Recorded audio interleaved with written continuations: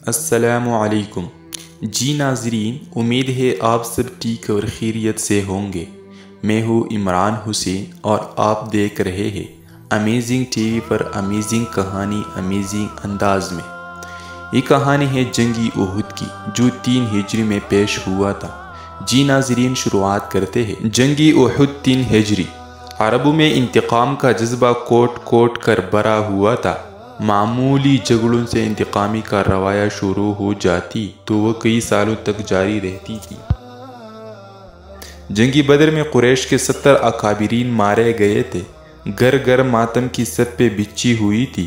ہر خاندان اور قبیلہ انتقام کی آگ میں جل رہا تھا۔ پوری مکہ کی وادی میں ایک ہی صدا گونج رہی تھی، انتقام انتقام انتقام۔ ابو سفیان نے قسم کھائی تھی کہ وہ جب تک انتقام نہیں لے گا اپنے سر میں تیل نہیں ڈالے گا اور نہ ہی غسل کرے گا۔ اس سلسلے میں ربیعہ، اکرمہ اور ابو سفیان پیش تھے۔ انہوں نے مدینہ میں عبداللہ بن ابی سے ساز باز شروع کر رکھی تھی۔ قبائل کنانہ اور نہامہ اپنے اپنے خلفاء کے ساتھ شریک تھے۔ قریش نے ابو سفیان سے مطالبہ کیا کہ کاروانی تجارت کا مشترکہ نفع انتقامی جنگ کی تیاری پر خرچ کیا جائے۔ وسیع پیمانے پر جنگی تیاریاں شروع کی گئی۔ مشہور شعراء عمر اور مصافی نے لوگوں کے جذبات کو ابھارا۔ معزز خاندانوں کی عورتیں بھی اس میں شامل ہوئی۔ عورتیں دف بجاتی اور جذباتی اشعار پڑھ کر لوگوں کے جذبات بھڑکاتے رہے۔ قریش کا جھنڈا بنو عبدالدار کے پاس تھا اور ان کا سردار ابو سفیان تھا۔ ان کی تعداد 3000 تھی۔ 700 ذرہ بختر سے آراستہ تھے۔ 3000 اونٹ، 200 گھوڑے اور 15 عورتیں شامل تھیں۔ ابو سفیان بڑی شان و شوکت سے روانہ ہوا۔ مدینہ کے شمال میں احد کی پہاڑی کے قریب عنین کے مقام پر قیام کیا۔ حضور نبی کریم صلی اللہ علیہ وسلم کے چچا حضرت عباس جو مکہ میں تھے نے نبی کریم صلی اللہ علیہ وسلم کو ان حالات کی اطلاع دے دی۔ حضور نبی کریم صلی اللہ علیہ وسلم کو جب ان حالات کا پتہ چلا تو آپ صلی اللہ علیہ وسلم نے صحابہ کرام سے مشورہ فرمایا۔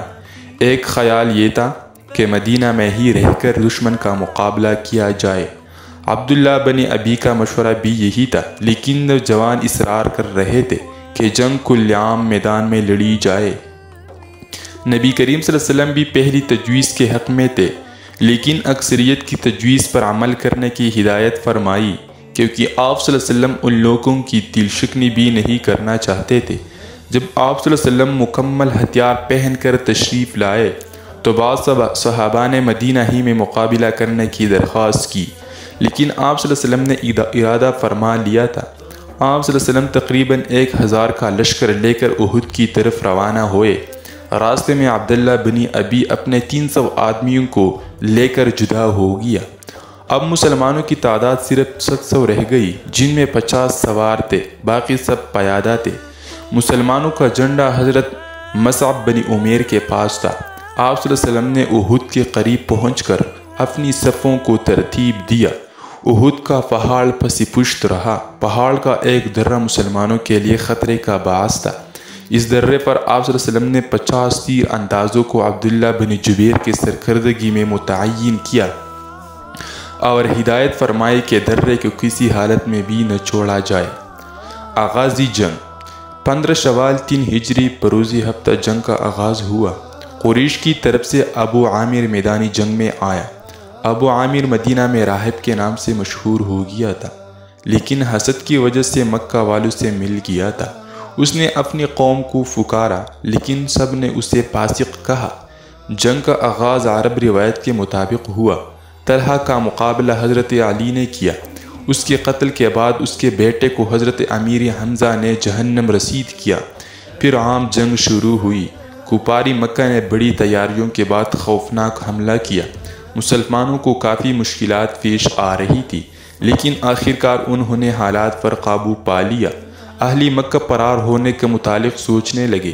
حضرت خالد بن ولید جو ابھی تک مسلمان نہیں ہوئے تھے، اسی درے کے راستے سے حملہ آور ہو گئے جو مسلمان تیر انداز خالی کر چکے تھے۔ مسلمانوں میں افراتفری پھیل گئی اور ان کے بڑے بڑے جان نباز سپاہی کام آئے۔ 70 صحابہ شہید ہوئے، جن میں حضرت امیر حمزہ اور حضرت عبداللہ بھی شامل تھے۔ کفار مکہ کی کوشش یہ تھی کہ اسلامی لشکر کے سپہ سالار پر حملہ کیا جائے۔ عتبہ بن ابی وقاص نے آپ صلی اللہ علیہ وسلم پر پتھر پھینکے، جس سے آپ صلی اللہ علیہ وسلم کا ہونٹ مبارک اور ایک دانت شہید ہوا۔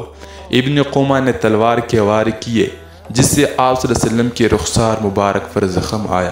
صحابہ کرام نے آپ صلی اللہ علیہ وسلم کو اپنی حفاظت میں گھیر رکھا تھا۔ آپ صلی اللہ علیہ وسلم نے جم کر مقابلہ کیا۔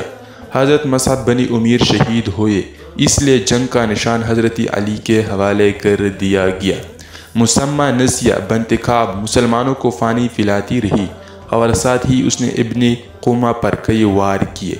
اس جنگ میں 22 مشرک مارے گئے اور 70 صحابہ شہید ہوئے۔ تھوڑی دیر کے بعد مسلمانوں نے پھر حالات پر قابو پا لیا۔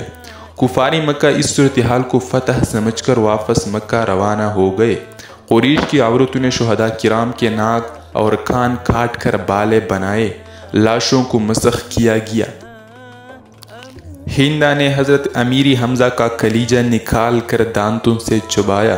مسلمان پہاڑ سے اتر کر نیچے آئے، لاشوں کو دفن کیا اور مدینہ کی طرف روانہ ہوئے۔